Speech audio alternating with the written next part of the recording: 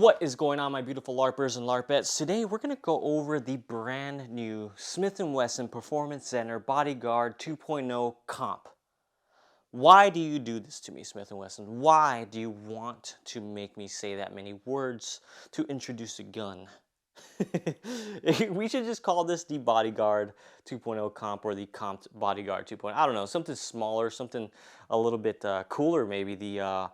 I guess the Noisy Cricket would be my biggest name that I would want to call it, because this thing, even though it's so tiny, it's spitting some flames, as you can see in that intro there. But before I get into the details on this and compare it to the original Bodyguard 2.0, what is my relationship with Smith & Wesson?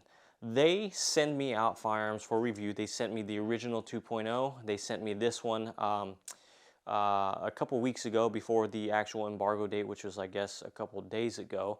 And they do not pay me for reviews. They don't see my video before I post it.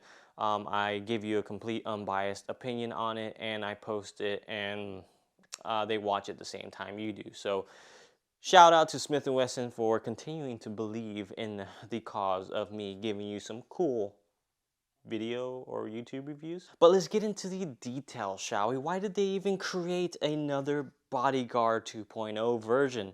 Why did they put a comp on a little 380? Who would do that? 380 is pretty soft recoiling as it is, so why would they even put that on there? So let's go and start with the muzzle end here, where you're going to see that comp. You're going to notice that the length of the barrel and the slide is definitely longer than the original 2.0. If I can show you here on camera, quite a bit of difference there in the length of the slide and barrel. That is a 3.1 inch barrel on the new Performance Center comp version, and you got a 2.75 inch barrel on the original version. Not sure the overall length of the slide, but obviously it's longer. But that is because they added that comp, that built-in port on the front end of that barrel. Even though the length is 3.1 inches, and this length on this little guy here, this one, the rifling goes the full 2.75 inches, right? This one, the rifling does not go through that whole 3.1 inches. It stops right behind that port, which is pretty much right where the 2.75 is on the original Bodyguard. Essentially, you're getting the same amount of rifling that you do on the older one.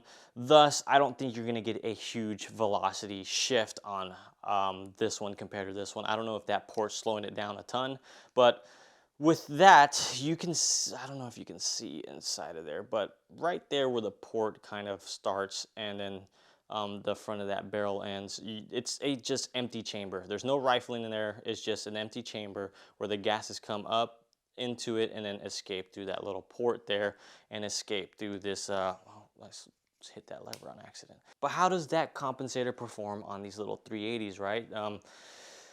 I'm usually skeptical when it comes to little guns and ports. Usually you don't feel a huge difference when it comes down to the mitigation and recoil.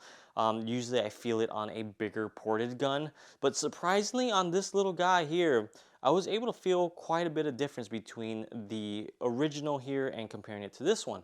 When I was shooting this one, it felt a lot more tame for some reason. Even though 380 isn't a tough round to control the recoil, it's not. It feels so smooth already without a compensator on it.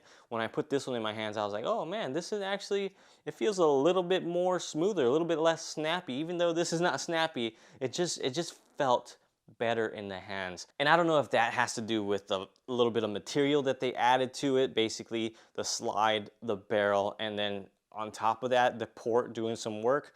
But you can definitely feel a slight difference between this one and the other one. It's not to the point where I'm going to be like, holy crap, like I needed that. I needed this gun to be ported in order for me to actually control the recoil. It's just nice to have. But moving on, you're also going to see that with that material up front there, you're going to have some different designs. So you have two little window cuts there, and then two little window cuts on the other side. This is basically just showing you that it is a performance center, because that's what they're doing with the other performance center models, like on this Smith & Wesson M&P 2.0 Performance Center metal. think I said that right. But you can see that it's very similar in the design on those front ends. But I really like that design. I like that they do window cuts. It just makes it look a little bit cooler, a little bit more aggressive than just your standard 2.0 here. Now moving on back, you're going to see another difference between these two, which are the serrations. If you notice that on the original 2.0 here, you're getting bigger, wider serrations than you are on this one. You can see that they are very close together as far as the cuts go or the milling goes, and then these are a little bit more wider. They are both aggressive, but I feel that they made these even more aggressive than its predecessor here, the original 2.0. So I can just feel like it is digging into the meat of my hand a little bit better than the other ones. And you can see the same design on the back there compared to the original 2.0. So I don't mind either one of them. I think they both look really cool, really aggressive. I wouldn't mind either of these. I don't prefer one over the other. If anything, the new one here is just more aggressive for me, but I never had an issue with it slipping and sliding on this one here. So I think whichever one you choose as far as looks goes, I think they both look pretty freaking sweet. Also, you'll notice that on the top of these slides, there is a extra milling on the new Performance Center 2.0 as opposed to this original Bodyguard here. You just got a flat, no milling on top, but then you got these, this nice, pretty, I don't even know what to call those. They're not really serrations, it's just, I guess, design milling, but it makes it look pretty damn cool if you ask me.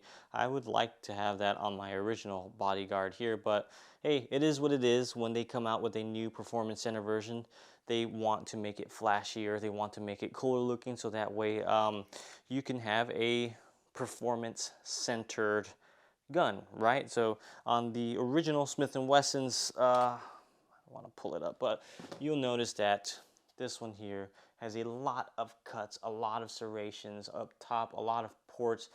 To me, this is one of the most sexiest looking Smith & Wesson MMPs to date, and I'm glad that they are doing similar to other products on their lineup where they're just adding some extra Gucci-ness to their guns. Now lastly, on these you're going to find that these sights are also different. I believe on the Bodyguard 2.0 original you get True Glow sights with a nice bright orange front sight that has a tritium insert. I don't want to flag myself, but a nice bright orange front sight, blacked out rear.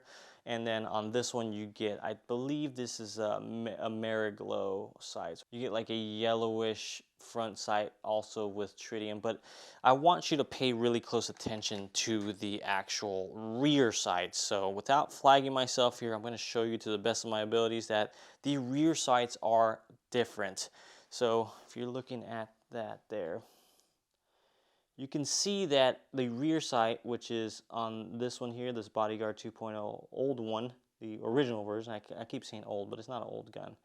It is more of a like rounded off U shape on the rear, right? And on the new one here, on the Bodyguard Performance Center, it's more of a square U shape.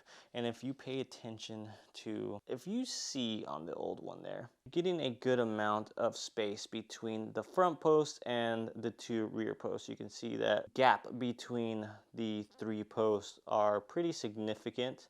So right, if I move it to this side, you're touching that post. Move it to that side, you're touching that post. You leave it in the middle, you get a good amount of light between the two posts. Now, if you look at the new Bodyguard 2.0, you set it in the middle and you don't have a whole lot of light. I know it's kind of hard to tell, but basically on the gaps between them, the rear sight on the old one is kind of like this. You got a lot of, I guess, play in the middle, and on the new one, the gap between that is kind of like this. So if you're trying to line up the sights on the new one, it's like this. If you're trying to line up the sights on the old one, it's kind of like spread out like that. Hopefully that makes sense to you. I don't really know how to explain that. Now that pretty much does it for all the features on these two. It was pretty quick just because, again, the lower receivers are essentially the same. The grips, the trigger, everything else on the lower is exactly the same. The uppers are where the big difference is. And within those differences, do I think that if you pick up the new one, is that worth upgrading over this one?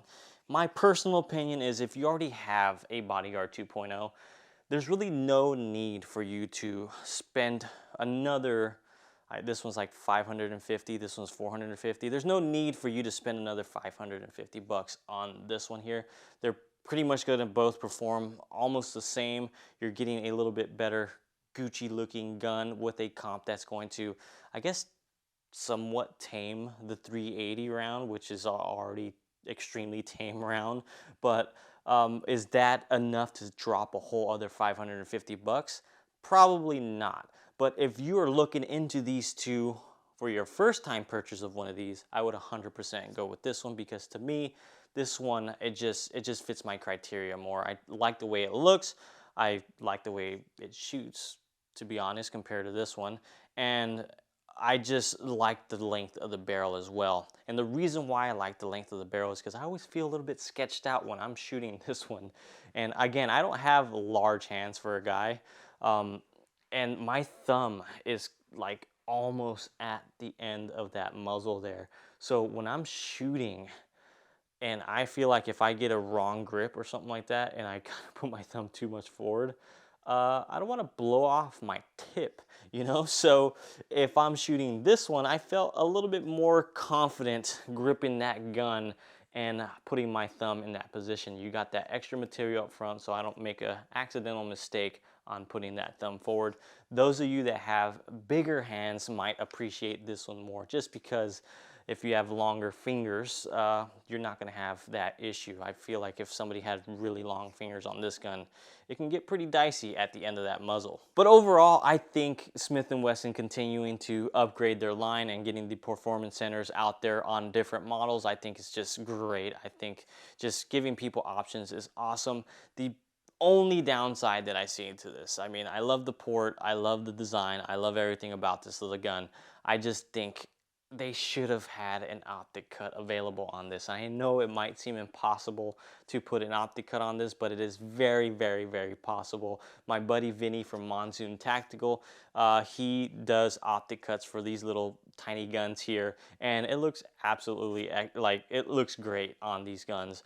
And I believe he has optic plates for that cut too. So if you do have an original Bodyguard 2.0, you can definitely send that in to him.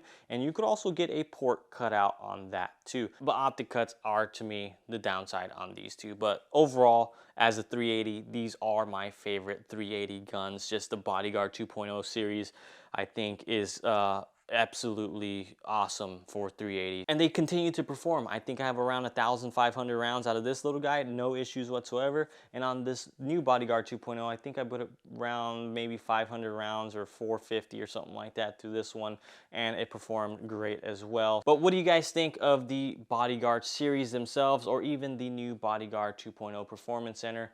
Do you think it's worth the upgrade for you to upgrade from the original, or if you're looking at these two, are you going to go directly to the Bodyguard 2.0 Performance Center? To me, I would probably just stick with this one. I know I have both, but I like this one. This one has a slight edge for me over the original. But thank you guys so much for watching. I appreciate you all. Sorry for pointing the gun at you. Love you all. Catch you in the next one.